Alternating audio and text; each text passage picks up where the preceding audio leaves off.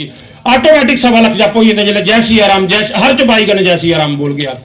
राम राम बोल के हर चौपाई करने छंद सरोठे दोहे लग तुसें पुछया मैं रवां कुत्थे ते सुनो रौनी की जगह मैं सुनाना तुसें कुत्थे रौना है तुस उत्थे रवो जेड़ा कोई मनुख सवेरे 4 बजे उठदा है और तुंदा भजन करदा है ओदे हिरदे विच सदा वास करे ओ तुंदी जगह रौने दी है ये वाल्मीकि जी सुनांदे भगवान की केड़ी जगह है कोई मंदिर में साढ़े आस्था के केंद्र अच्छा है और जगह फोटो लाए ने आस्था का केंद्र है साढ़े हिरदे विच विराजमान साढ़े हिरदे विच विराजमान उत्थे रवो तो जो सवेरे उठता है ब्रह्म मुहूर्त 4 बजे उठी जाता है और तुंदा भजन करता है उठिए तुंदा नाम लैंदा है महाराज उस घर विच रवो तो उस महाराज जिथे घर विच कला नहीं है पवित्रता है और तुंदा भोग लगता है रोज उस घर विच जायोगा नहीं है वाल्मीकि अनेक जगह दसियां वाल्मीकि ने अनेक जगह दसियां भगवान राम जी की ये तुंदियां जगह रौने वास्ते अगे भगवान राम जी अगस्त ऋषि के आश्रम में जाते हैं अगस्त ऋषि के आश्रम में जाते आख लगे मैं लंका में जाना नहीं दसो मैं किन्ने जा आख लगे महाराज तुस सूर्यवंशी हो भगवान कौन है सूर्यवंशी हो तुस सूर्य भगवान की उपासना करो तुंदे सामने प्रत्यक्ष सूरज आई जांगन एक बारी तुस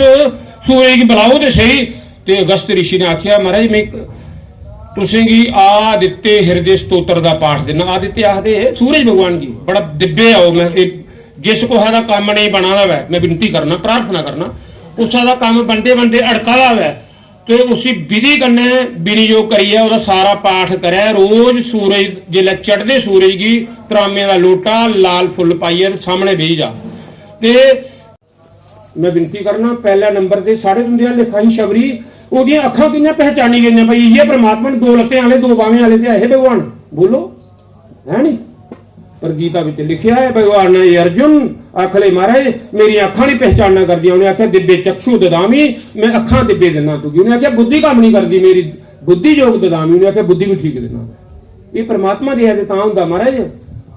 ये किताबां पढ़ी है पढ़ाई पढ़ी है एकड़ी जेहड़ी संसारिक पढ़ाई पढ़ी है नहीं विद्याओं से ब्रह्म विद्या गीता विच आउंदा है 10वें अध्याय विच विद्याओं से ब्रह्म विद्या मैं हूं जेहड़ी परमार्थ की विद्या है जेहड़ी तत्व की विद्या उस साक्षी है तत्व की उस परमात्मा की उस ब्रह्म की जेहड़ी जानती है केड़ी विद्या ब्रह्म विद्या है और कोई विद्या नहीं है पर असीं तुसीं अली घरा दे कचरे पचरे ये मेरा ये तेरा रामायण विच आउंदा गो गोचर जहां मन लग जाई सब माया जानो भाई ये सारा माया जो कुछ दिखा कर रही है शबरी की तारिया शबरी जिस वेला राम राम जपा करती ही अगे अगे राम ते पिछे पिछे लक्ष्मण जा करते सीता की टुप्पने वास्ते जा करते है लीला करते हैं भगवान सीता की थोड़ी टुप्पना जी जा करते है लक्ष्मण पुछते हैं आख लगे मारे पत्थरें विच भी राम राम की आवाज जी हवा चलती है बूटे के उपर जी बूटे के उपर हवा चलती है ये सांसां की आवाज नहीं है भी राम की आवाज आवा करती है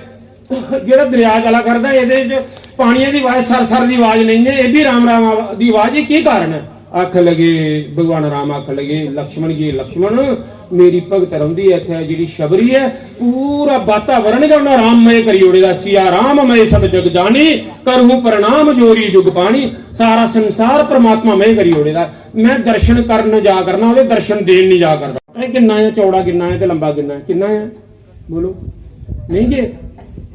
इत्थे वैसे गसानू चौड़ा है किन्ना चौड़ा है राम सेतु 2 किलोमीटर चौड़ा 48 किलोमीटर लंबा है कोई आर्कीटेक्ट इंजीनियर नहीं सद्या कोई सीमेंट सरिया नहीं पाया सिर्फ राम लिखिया दे पत्थर तरदे गए राम विच इन्नी शक्ति है भगवान दे नां जिन्नी ताकत है सिर्फ राम लिखदे बस उहे पत्थर तरदे जांदे ओहदे प्रताप कन्नै भगवान दे प्रताप कन्नै इस करिए घरां विच बाहरी फेरो मेरियां मावां इधर सुनो बाहरी फेरो रोटी पकाओ डंगरी की घाह पाओ गोहा सुटो किश करो पर ना दे जीवा कन्नै जपना है ठीक है नहीं जीवा कन्नै राम जपदे रहना है भगवान के नाम च बड़ी ताकत है भव सागर भी पार करने वाला परमात्मा का नाम है तो इस करिए दास बोध एक पुस्तक है साड़ी लोका जी ग्रंथ है दास बोध ਉਹਦੇ ਵਿੱਚ लिखेगा है 13 करोड़ मनुख जप करे श्री राम जय जय राम ये जिहड़ा मंत्र है ये महामंत्र है मंत्र नहीं आखदे क्या आखदे ना महामंत्र श्री राम जय राम ये कदे 13 करोड़ जप हो जाएगा तो प्रत्यक्ष भगवान आई जाते सामने